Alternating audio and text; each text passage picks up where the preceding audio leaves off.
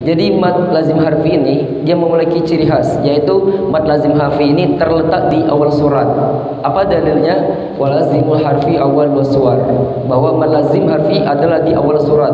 Contohnya adalah alif lam mim, atau yang lain alif lam ra, dan lain sebagainya.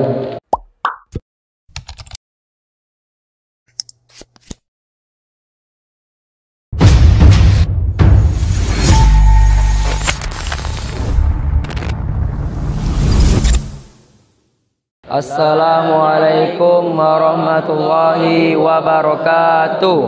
Perkenalkan, kami dari kelompok Habibur Rahman. Sini kami akan menjelaskan nadom atau syair yang berjudul Tuhfatul Atfal. Untuk itu, dalam nadom ini kami membagi beberapa bait, dan adapun dalam baitannya kami dijelaskan oleh satu orang dan dilanjutkan sampai habis. Nah, untuk yang pertama akan diserahkan kepada saudara kita, saudara Herli. Pada saudara Herli kami persilakan untuk menjelaskan bait pertama.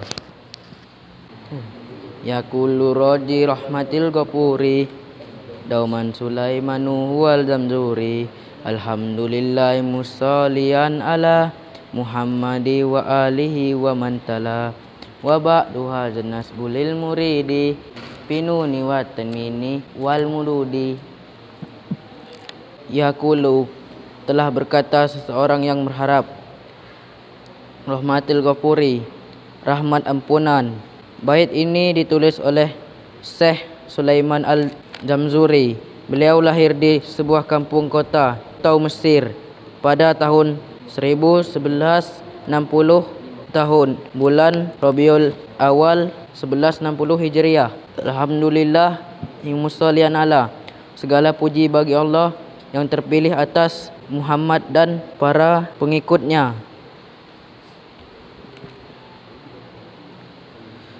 Muhammadi wa alihi wa mantala, dan selanjutnya ini membalas hukum nun, tanwin dan mad. Cukup sekian dari saya akhiri. Wassalamualaikum warahmatullahi wabarakatuh. Ahkamun nunis sakinati wat tanwini linuniin taskun walid tanwini arba'u ahkami fakustabini.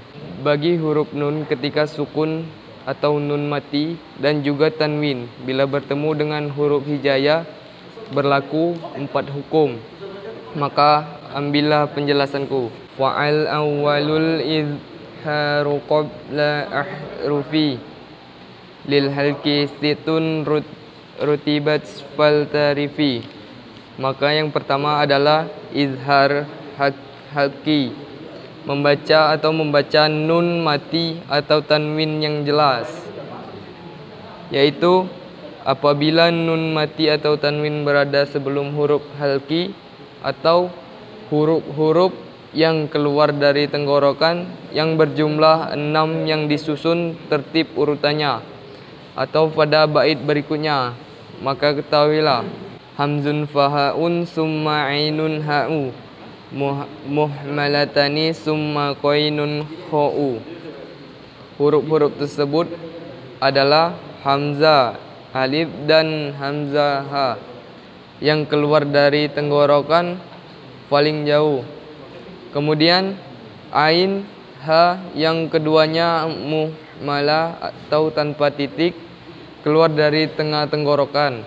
Kemudian ghain dan kha yang keluar dari tenggorokan paling luar. Wasani idghamun bittatin atat fiyarmuluna indahum qad sabatat. Adapun hukum nun mati dan tanwin yang kedua adalah idgham, artinya memasukkan atau melebur dengan 6 huruf yang ada setelahnya. Maksudnya memasukkan atau meleburkan huruf pertama nun mati atau tanwin kepada huruf kedua huruf idgham, sehingga seakan menjadi satu huruf yang kedua bertasydid. Huruf-huruf idgham terkumpul dalam kata yarmuluna, yaitu huruf ya, ro, mim, lam, wa dan nun. sebagaimana telah tercatat di kalangan para ahli qira. Lakinnaha kismani kismun yudghama fihi bigunnatin biyanmu ulima. Akan tetapi ketahuilah bahwa idgham itu ada dua jenis. Yang pertama adalah idgham dengan disertai dengung atau guna, yaitu apabila nun mati atau tanwin bertemu dengan huruf yang berkumpul dalam kata ya, nun, mim dan wawu. Illa idza kana bikil makin fala tudghim qadunya summa sinwatin tala. Kecuali apabila huruf-huruf tersebut berada pada satu kata dengan nun mati, maka tidak diidghamkan dan mesti dibaca dengan jelas, seperti kata dunya dan sinwa. Mungkin itu saja yang dapat saya jelaskan. Selanjutnya akan dijelaskan oleh saudara Monang. Baiklah, melanjutkan dari penjelasan saudara Al-Fatah tentang bab nun sukun dan tanwin yang bait ke-12. Wasani idghamun bi ghairi gunnah fil lami war ra'i summa qarriranna. Dan idgham yang kedua adalah idgham tanpa gunnah atau dibaca melebur ke huruf kedua tanpa dengung. Apabila nun mati atau tanwin bertemu dengan lam dan ra, maka selanjutnya dibaca dengan takrir atau getaran. Contohnya mir rabbihim min ladunhu. Wasalisul iqlab indal ba miman bi gunnah ma'al ikhfa. Dan hukum nun mati dan tanwin yang ketiga adalah iqlab, yaitu ketika bertemu ba, maka membacanya berubah menjadi mim dengan mendengungkan serta dibaca dengan samar. Contohnya mim ba'di ambihum. Warabi al-ikhfa indal fadili minal hurufi wajibul lil fadili. Hukum nun mati dan tanwin yang keempat adalah ikhfa, yaitu ketika bertemu dengan sisa huruf dari huruf hijaiyah selain izhar, idgham dan iqlab, yaitu dalam 15 huruf. Rumusnya tersusun dalam bait ke-16.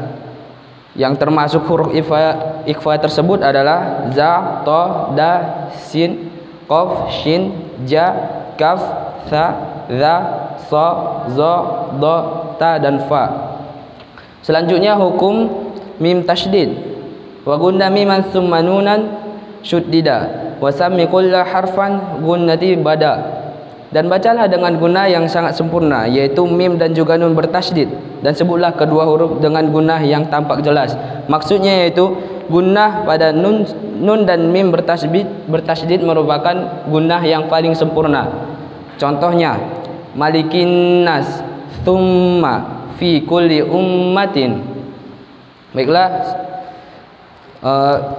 hukum mim tasydid selanjutnya akan dijelaskan oleh rekan saya Andi Senjaya. Saya serahkan. Yang selanjutnya yaitu bab mim sakinah. Wal mimun intaskun taji qabla al-hija la alifin layyinatin lizil hija. Dan mim saat sukun yang berada sebelum huruf hijaiyah selain huruf alif layyina. Yang kedua itu ahkamuha salasatun liman dhabat ikhfa'un idghamun wa izharun fata. Yaitu hukum-hukum membaca yang baik dan benar itu ada 3 macam. Yang pertama adalah ikhfa, izhar dan idgham. Yang ketiga itu fa'awwalun ikhfa'un inda al-ba' wasami safiyil qura.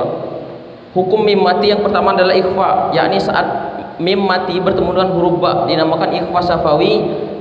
Disebut dengan ikhfa safawi karena ikhfa ini terjadi pada makhraj bibir atau syafatan. Ini itu membedakan dengan ikhfa hakiki pada nun mati dan tanwin. Yang keempat wasani idghamun bimisliha atau wasami idghaman shaghiran ya fata. Dan hukum mim mati yang ketiga adalah, yang kedua adalah idgham dengan huruf yang serupa, yakni saat mim mati bertemu dengan mim, dan disebut dengan idgham shigir atau kecil. Yang kelima yaitu wasallisul izharul baqiyah min ahrufin wasami safiyah. Dan hukum mim mati yang ketiga adalah izhar. Dan pada saat bertemu dengan huruf yang tersisa dari huruf hijaiyah selain ba dan mim, lalu sebutlah izhar atau izhar safawi, yaitu membaca izhar pada huruf mim yang makhrajnya pada bibir. Yang keenam, wa'zar ladayya wa win wafa'an takhtafi liqurbiha walidtikhadi fa'rifi. Dan berhati-hatilah jangan sampai kita menyamakan huruf waw dan fa disebabkan makhrajnya itu tidak berjauhan. Fa dengan mim dengan samanya makhraj dan waw dan mim, maka kita harus memperhatikannya dengan jelas.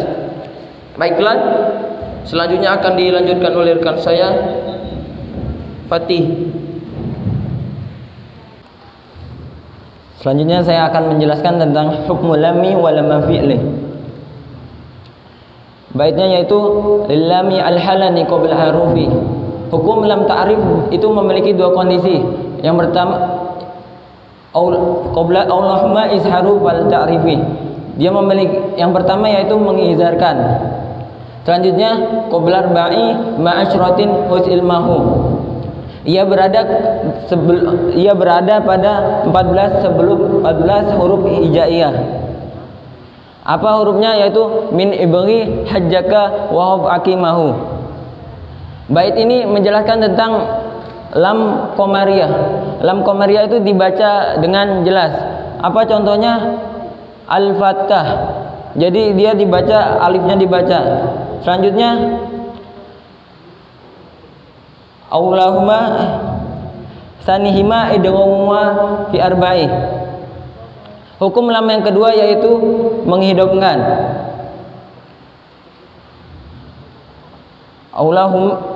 Allahumma qabla arba'i ma'asyratin husilmahu. Dia memiliki 14 huruf hijaiyah. Bait ini dia menjelaskan tentang lam syamsiyah. Lam syamsiyah itu dibaca dengan diidghamkan. Apa contohnya? Yaitu waladdallin. Jadi alifnya tidak dibaca atau diidghamkan. Selanjutnya walamal ula samaha qamriyah. Walamal ula walamal ukhra samaha syamsiyah. Lam yang pertama yaitu qamariyah dan lam yang kedua itu syamsiyah. Menurut kata ulama, lam qamariyah itu ibaratkan seperti bintang, dan lam ta'rif itu ibaratkan seperti bintang, dan lam qamariyah itu ibaratkan seperti bulan. Ketika bintang bertemu bulan, maka dia akan jelas mengizharkan. Selanjutnya itu seperti lam syamsiyah. Lam syamsiyah itu diibaratkan seperti matahari. Ketika bulan bertemu dengan matahari, maka dia akan mengidongkan atau tidak terlihat. Baik, selanjutnya yaitu wa ashiranna lamma fi'li mutlaqah. Lam fi'il, lam pertama, dan izharkanlah pada lam kalimat fi'il secara mutlak. Fi nahwi kul na'am wa kul nawaltaqa. Contohnya kul na'am wa kul nawaltaqa. Jadi lam fi'il ini dibaca dengan jelas. Ketika lam fi'il bertemu dengan huruf lam dan ra, maka dia akan digedongkan secara sempurna atau idgham kamil. Contohnya apa? Qul rabbi. Selanjutnya akan sekian dari saya. Selanjutnya akan dijelaskan oleh zikir.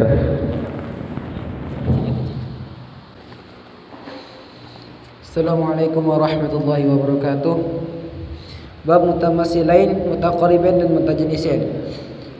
Fil mithlaini wal mutaqaribain wal mutajanisain. Jika dua huruf memiliki sifat dan makhraj yang sama, inna fis sifati wal makharij ittafaqa. Harfani fal mithlani fihi ma haqq. Yakni dua huruf yang sama bertemu maka disebut mithlan atau mutamasilain. Contohnya wa kullahum atau huruf lam bertemu lam, wa iyakuna makhrajan taqaraba, dan jika kedua huruf tersebut makhrajnya, wa fi sifat ikhtalafa yulaqaba, berdekatan namun berbeda dalam sifatnya, maka disebut mutaqaribaini aw yakuna tafaqa.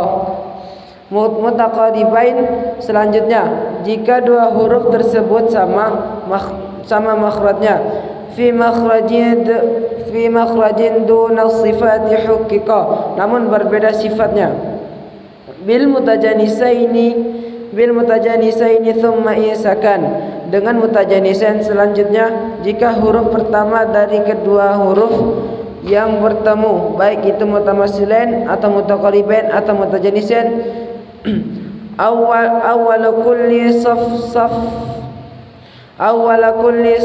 fas saghira samyan, tersebut sukun mati, sedangkan huruf yang kedua berharokat maka disebut saghir.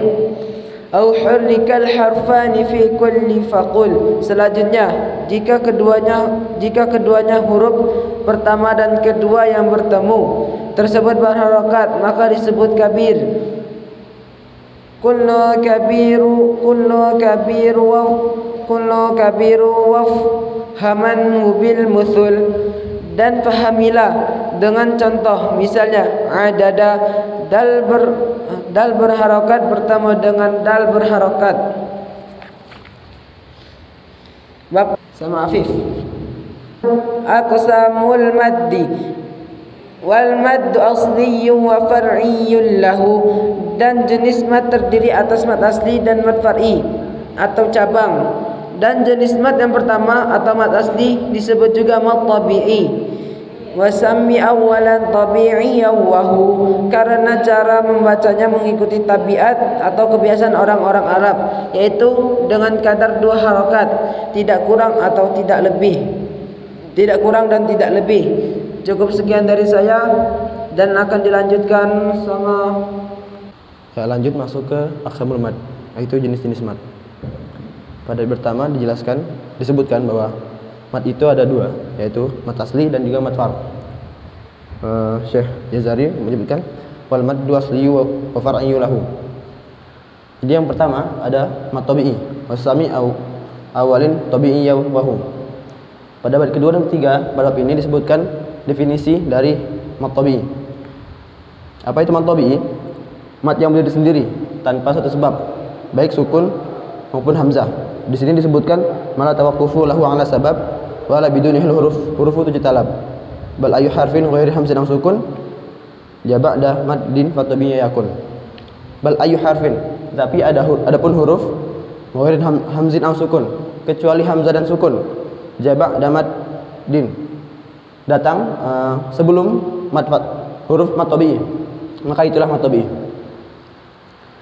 Yang bait keempat disebutkan wa akharul far'i mauqufun ala. Adapun mad far', apa itu mad far'? Mad far' adalah panjang tambahan karena suatu sebab, sebab ke hamzin au sukuni musjalah, yaitu sebab hamzah dan sukun. Pada bab selanjutnya disebutkan hurufuhu salah satu fahiha. Jadi huruf mad itu ada 3. Min lafzin wa yi. Di sini Imam Jazari menyebutkan 3 huruf mad itu dalam kata wayyin, wa, alif dan ya. Wahya fi nuhiha, dan beliau memberikan contoh singkat dalam kata nuhiha.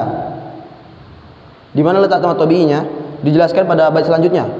Wal kasru qabla ya, kasrah sebelum huruf ya di huruf nu. Lalu wa qablal wawi dham, dan sebelum waw ada dhammah. Lalu syartun wa fathu qablal alfi yultazam, dan fathah sebelum alif. Dan di bait terakhir pada bab ini beliau menyebutkan walinu minha, dan lin itu juga termasuk dalam mad. Minhal ya wa sukina, dan yang ketika waw dan ya itu sukun. Kapan terjadinya ini?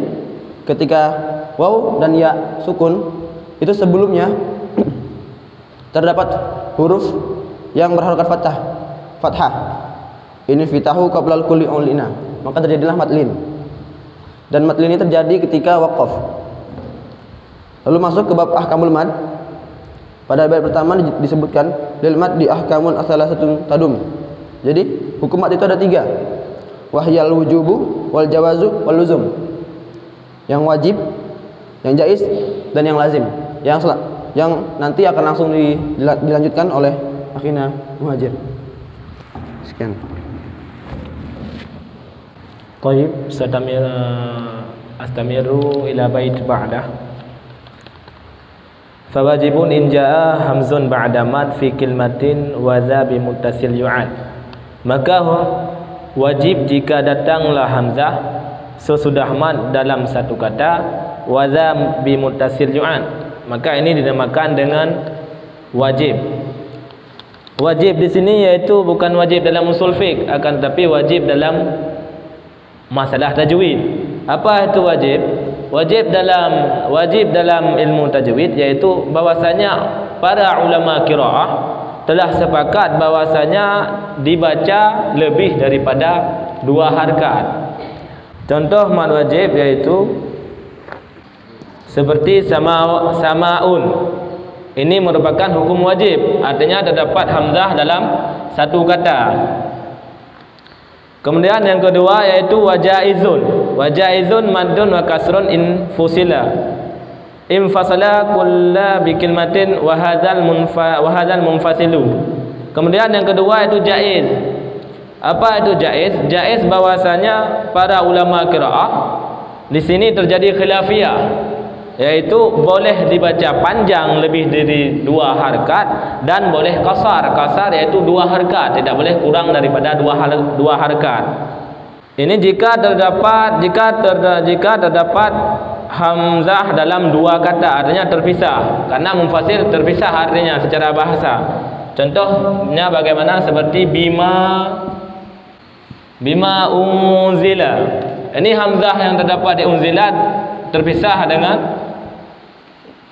dalam satu kata, artinya ini 2 kata, terdiri daripada 2 kata. Ini dinamakan dengan jaiz. Wa mislu dza in arada sukunu waqfan ka ta'lamuna nasta'inu, dan seperti demikian juga jika datang sukun karena sebab diwakaf, seperti ta'lamuna au nasta'inu. Dan seperti demikian juga man arili sukun yaitu ini panjangnya juga hukumnya jaiz, artinya boleh 2 harakat, boleh 4 harakat, boleh 6 harakat. Seperti ta'lamuna, wakaf di sini kan waktu kita baca diwakafkan dengan secara sengaja, ta'lamun waktu kita baca. Kemudian au quddimal hamzu 'alal maddi wa za badal ka amanu wa imanan khuza, atau didahulukan hamzah di atas man dan dinamakan dengan ini yaitu badal, ka amanu wa imanan khuza, seperti amanu dan imanan khuza ambillah olehmu. Kemudian selanjutnya yaitu pembahasan tentang mad badal. Mad badal ini bagaimana? Badal secara bahasa yaitu diganti amanu yang dasarnya a'manu, kemudian diganti dengan huruf ma menjadi amanu. Kenapa diganti? Karena alasannya orang Arab ini su'bah dalam takallum, susah dalam mengucapkan ketika terdapat 2 hamzah, yang mana yang hamzah yang keduanya sukun. Walazimun ini sukun usila waslan wa waqfan ba'da matwila, dan lazim jika terdapat sukun bersambung dalam satu kata, baik itu dibaca secara wasal ataupun dibaca secara wakaf. Sesudah man ini dibaca dengan tul. Lazim, bagaimana yang dikatakan dengan lazim? Lazim yaitu para ulama qiraah telah sepakat bahwasanya ketika dia berposisi kepada hukum lazim harus dibaca 6 harakat atau dikatakan dengan tul. Contohnya nanti bagaimana? Sad. Nanti ada pembahasan lagi ke depan. Aqsamul lazimun ladaihim arba'ah wa dzaka kilmiyun wa harfiyun ma'ah. Kemudian pembagian lazim di sisi ladaihim, di sisi ulama arba'ah itu 4. Wa zaka kilmi wa harfiyun ma'ah, dan bermula demikian itu ada yang kilmi dan ada yang lazim harfi. Kilahuma mukhaffafun musakkalun fa hadhihi arba'atun tufassalu. Berserta keduanya tadi kilmi dan harfi itu ada yang mukhaffaf dan ada yang musakkal. Fa hadhil arba'atu tufassalu, maka inilah yang akan dibahas nanti ke depannya.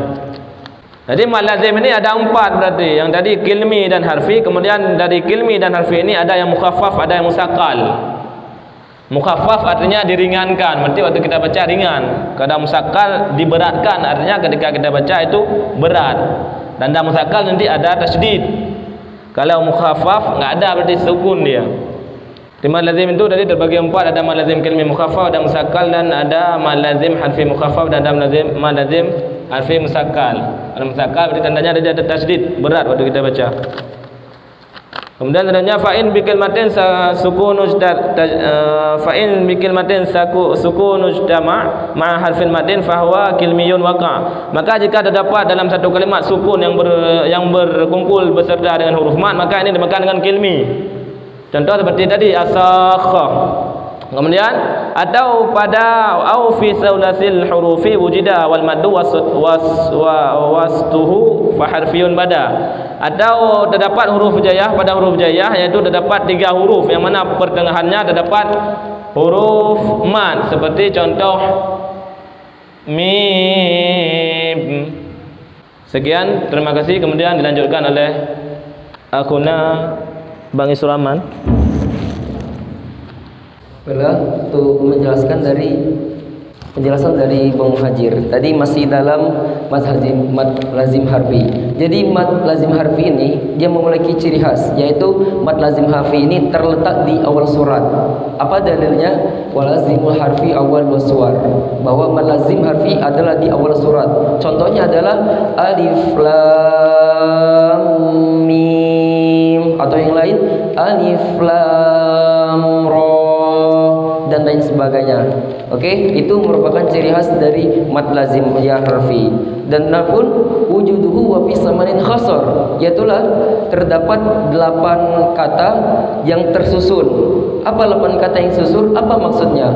Nah, dijelaskan dari baitnya adalah yajuhu harfu kam asal naqas, yaitu adalah huruf kaf, adalah sin, ada lam, ada nun, ada qaf, ada lam, ada nun, ada shad. Jadi kam asal naqas. Kalaupun kita membaca alif lam mim, nah itu masuk. Ada huruf alif, ada huruf lam, dan huruf lim. Jadi kalau kita ingin menghafal huruf-huruf apa saja yang dimiliki oleh mad lazim harfi, tinggal kita hafalkan saja. Kam asal naqas itu sudah tersusun, yang sudah ditulis dalam bait oleh Syekh Sulaiman Al-Jamzuri. Selanjutnya adalah wa'inu zuwaini hasos, yaitu adalah khusus wa'inu huruf ain. Yajuhul khas. Terdapat 2 cara membahasnya. Yang pertama adalah dengan 4 harokat, yang kedua adalah dengan 6 harokat. Nah, tapi dalam Syekh Sulaiman Al-Jamzuri dalam baitnya ini dikatakan adalah khas, lebih utama adalah 6. Seperti yang sudah kita pelajari oleh Ustaz Baktiar tadi adalah maddun. Maddun adalah 2. Yang ke-1 adalah kasrun adalah 2, dan maddun adalah 4, yang ke-6 adalah tul adalah 6. Nah, jadi contohnya adalah kaf ha ya ain shad. Nah, itu lebih utama dibaca dalam 6 harokat. Adapun yang dibaca 4 boleh, tapi Syekh oleh Imam Al-Jazuri lebih mengutamakan dalam 4. Terus bait selanjutnya adalah mawasil harfi sulasi alif. Ini terdapat perbedaan lagi. Mawasil harfi sulasil alif, terdapat kata sulasi. Apa itu sulasi? Dia terdapat di pangkal ayat, namun dia tidak terdapat mad dan tidak terdapat alif. Namun dia ini di pangkal surat, sama dalam mad lazim harfi, tapi tidak memenuhi syarat-syarat dari mad lazim harfi. Contohnya adalah toha. Nah, ini di pangkal surat, tapi dia tidak memenuhi syarat-syarat yang dinamakan mad lazim harfi. Lalu apa ini namanya? Nah, namanya dijelaskan adalah pamadduhu madan tabi'i alif, yaitu adalah tabi'i alif atau mad harfi tabi'i alif. Selanjutnya adalah wazaka aidon fi sulasi Selanjutnya adalah wazaka aidan fi fawatihi surar. Begitu juga sama seperti malazim, dianya di awal surat. Fi labzin hayyin tahirin qadin hasar.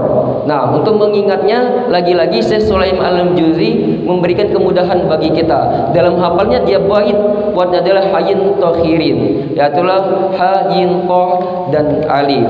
Dan selanjutnya silhu suhairon man qata' kazas hasar, yaitu terdapat dalam 14 kata, yaitu adalah sod lam ha sin ha ya ra ain mim nun qaf dan kaf dan ain.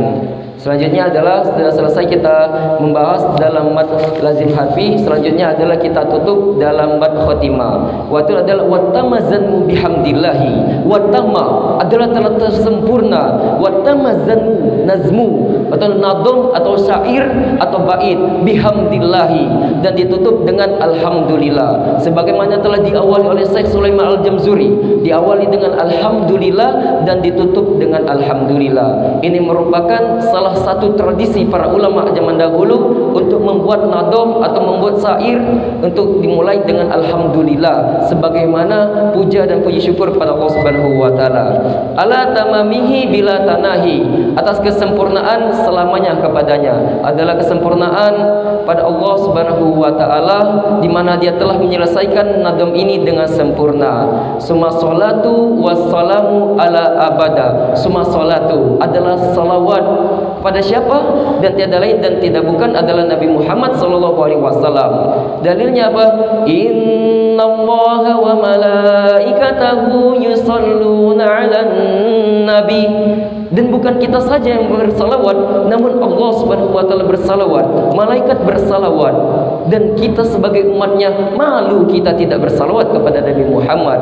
Maka disinilah para ulama mengajarkan kita untuk senantiasa bersalawat. Untuk apa? Untuk mengambil berkah dari nadom yang sudah kita pelajari. Summa salatu wassalamun ala abada ala khitami anbiya'i ahmada. Ala khitami anbiya adalah penutup dari para nabi, yaitu adalah Nabi Muhammad sallallahu alaihi wasallam. Dan dikatakan juga dalam bait ini adalah Ahmada, dan Ahmad ini adalah nama lain dari Nabi Muhammad sallallahu alaihi wasallam. Dan adapun dalilnya adalah silakan teman-teman dibaca Quran surat As-Saff ayat ke-6.